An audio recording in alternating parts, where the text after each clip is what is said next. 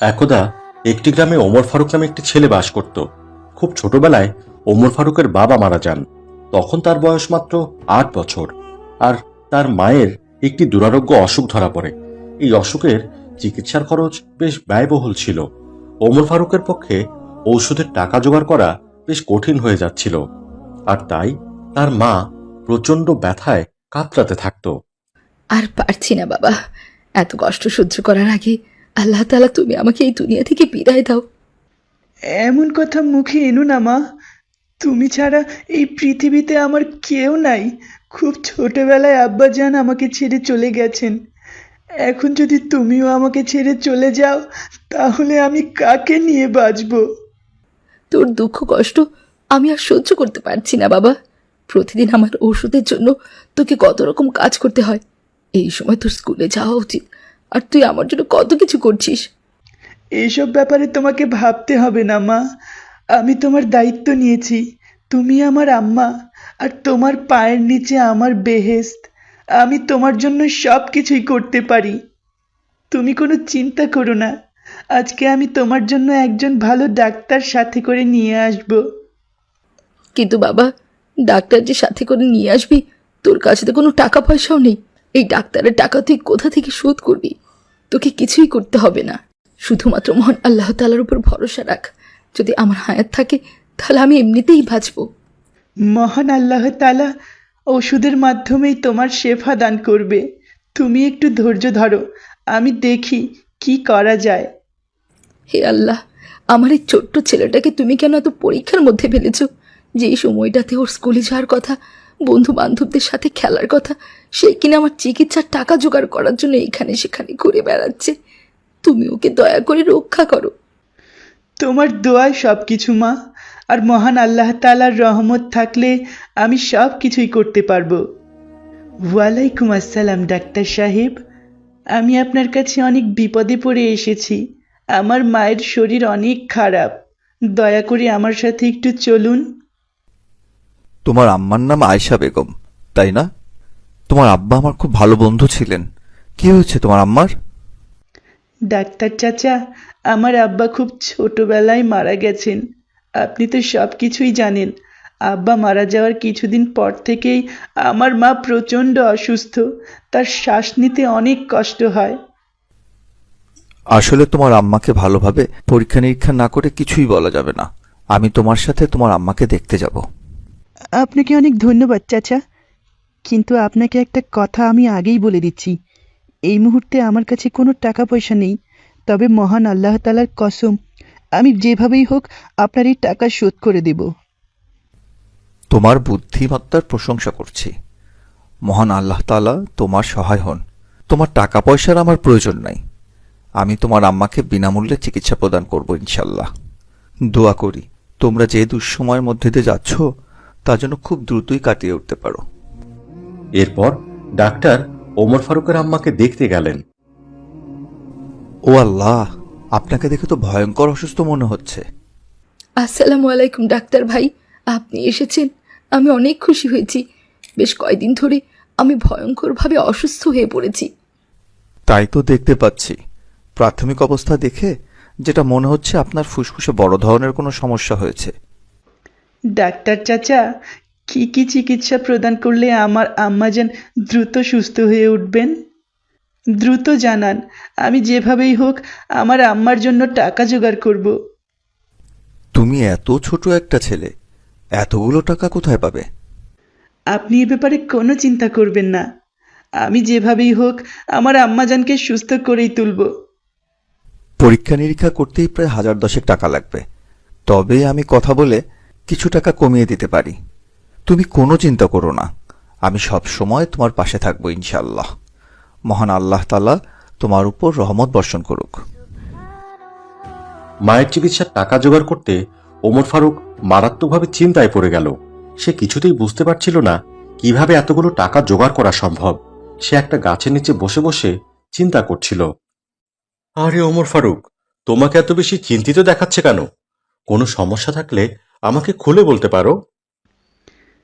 আসসালামু আলাইকুম চাচা। আমি বড্ড বিপদে পড়েছি। আমার আম্মা ভয়ঙ্কর অসুস্থ।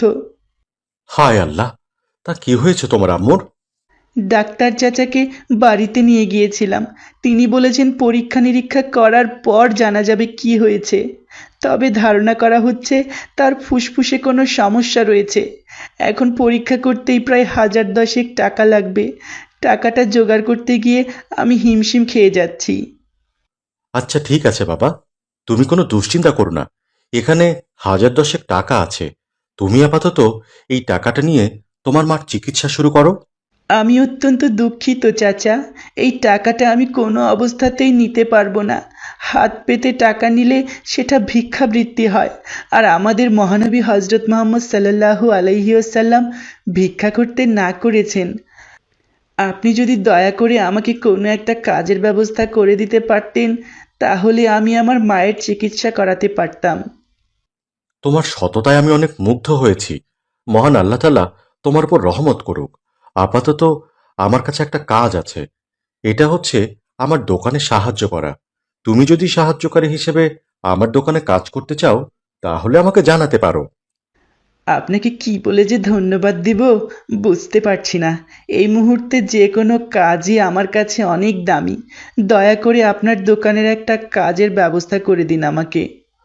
তাহলে আর দেরি কেন? তুমি আগামীকাল থেকে কাজে লেগে পড়ো। এই বিপদের দিনে আপনি যেভাবে আমার পাশে দাঁড়ালেন তা আমি কোনো দিন ভুলতে পারবো না। মহান আল্লাহ তাআলার দরবারে লাখো কোটি শুকরিয়া যে তিনি আপনার সাথে আমার দেখা করিয়ে দিয়েছেন। আমি তোমাকে প্রতি মাসে 10,000 টাকা করে দিতে চাচ্ছি। আর এর পাশাপাশি তুমি পড়াশোনাও করতে পারবে। স্কুল শেষ করে তুমি আমার দোকানে সাহায্যকারী হিসেবে কাজ করবে। এত বড় একটা সুযোগ তৈরি করার জন্য আপনাকে আবারও ধন্যবাদ চাচা।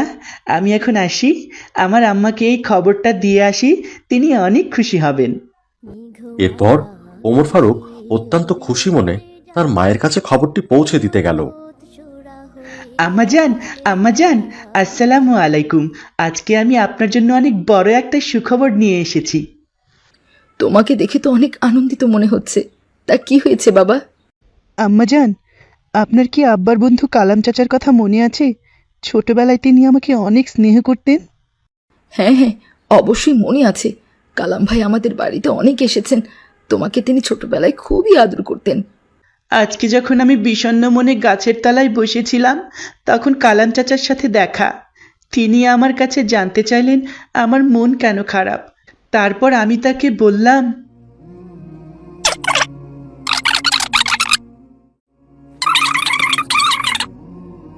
কি বলছো কি? 10,000 টাকা? এ তো অনেক টাকা। হ্যাঁ মা, এই টাকাটা প্রথম তিনি আমাকে সাহায্য করতে চেয়েছিলেন, কিন্তু আমি বলেছি আমি কাজের বিনিময়ে অর্থ নেব। তখন তার দোকানে তিনি আমাকে এই কাজের ব্যবস্থা করে দেন। কি ভাগ্য আমার! চেয়েছিলাম ছেলে পড়াশোনা করে মানুষের মতো মানুষ হবে, আর তাকে কিনা এখন দোকানে কাজ করতে হবে।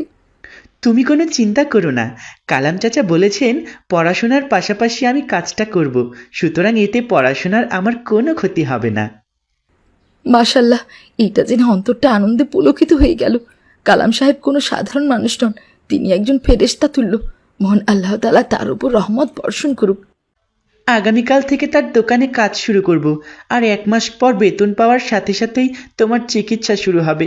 তুমি আমার জন্য প্রাণ ভরে মহান আল্লাহর কাছে দোয়া করো মা। বোকা ছেলে, মায়ের কাছে কখনো দোয়া চাইতে নেই। মা সবসময় তার সন্তানের জন্য দোয়া করে। এভাবেই ঠিক 1 মাস কেটে গেল। ওমর ফারুক খুব মনোযোগ দিয়ে কালাম সাহেবের দোকানে কাজ করছিল। আর আজকে তার বেতন পাওয়ার দিন। কি ওমর ফারুক, তোমাকে তো আজ বেশ আনন্দিত দেখাচ্ছে। আজকে আমার মন খুবই আনন্দিত চাচা। আমি আপনার দোকান থেকে প্রথম মাসের পারিশ্রমিক পাবো, আর সেটা দিয়ে আমি আমার মায়ের চিকিৎসা শুরু করতে যাচ্ছি। বাহ, এ তো খুব ভালো খবর। আমি তোমার কাজে অত্যন্ত সন্তুষ্ট হয়েছি। তোমার সততায় আমি মুগ্ধ। এই নাও, এটা তোমার প্রথম মাসের বেতন। এটি দিয়ে তুমি তোমার মায়ের চিকিৎসার কাজ শুরু করে দাও। আর যদি কখনো কোনো বিপদ আসে, তুমি আমাকে অবশ্যই বলবে। তুমি নিশ্চিন্তে আমাকে তোমার পাশে পাবে। আপনাকে অশেষ ধন্যবাদ চাচা। আপনি যদি আমার পাশে না থাকতেন, তাহলে এত বড় বিপদ থেকে আমি কিভাবে যে উদ্ধার পেতাম তা একমাত্র আল্লাহই ভালো জানেন। এরপর ওমর ফারুক অত্যন্ত খুশি মনে তার মায়ের কাছে ছুটে গেল। মা, ও মা, আমি এসেছি। দেখো, তোমার চিকিৎসা শুরু করার জন্য আমি টাকা জোগাড় করেছি। গত একটা মাস অক্লান্ত পরিশ্রমের ফল এটা। এই টাকা দিয়েই তোমার চিকিৎসা শুরু হবে। তুমি পুরোপুরি সুস্থ হয়ে যাবে। তোমার আর কোনো দুঃখ কষ্ট থাকবে না। ওমর ফারুক যখন তার মাকে ডাকছিল তখন তার মা সাড়া দিচ্ছিল না। ওমর ফারুক তার মাকে আবারও ডাকতে শুরু করলো। মা, ও মা, কি হয়েছে? তোমার কোনো সাড়া শব্দ নেই। তুমি কি কোনো কারণে রাগ করেছো? এই দেখো, আমি প্রথম মাসের পারিশ্রমিক পেয়েছি। কিন্তু এবারও ওমর ফারুক তার মায়ের কোনো সাড়া পেল না। কিছুক্ষণের মধ্যে ওমর ফারুক বুঝতে পারল তার মা এই পৃথিবীতে আর বেঁচে নেই। এই কথাটি বুঝতে পারার পর সে পাগলের মতো কাঁদতে লাগলো। মা, এ কি হয়ে গেল? তুমি কিভাবে আমাকে ছেড়ে চলে গেলে? আমার জনম দুঃখিনী মা চিকিৎসা না পেয়েই এই দুনিয়া থেকে বিদায় নিল। আমি আমার মার চিকিৎসা শুরু করতে পারলাম না। হে আল্লাহ তাআলা, তুমি কেন আমাকে এত বড় শাস্তি দিলে? ওমর ফারুকের কান্নার শব্দ শুনে প্রতিবেশীরাও সেখানে উপস্থিত হলেন, আর তাদের মাঝে আসলাম সাহেবও ছিলেন। এভাবে কেঁদো না বাবা, তুমি তোমার মায়ের জন্য অনেক চেষ্টা করেছো। এভাবে কাঁদলে তোমার মায়ের আত্মা কষ্ট পাবে।